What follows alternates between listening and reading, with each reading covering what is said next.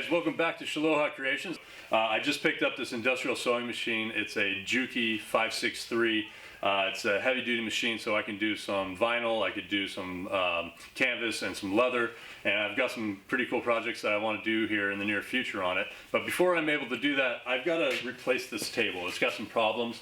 It's got a nice bow in it. The well in which the sewing machine actually sits in has shims and some broken areas where I'm actually afraid that the machine might actually eventually fall through the table. So this top needs to be replaced, and that is what we're doing today.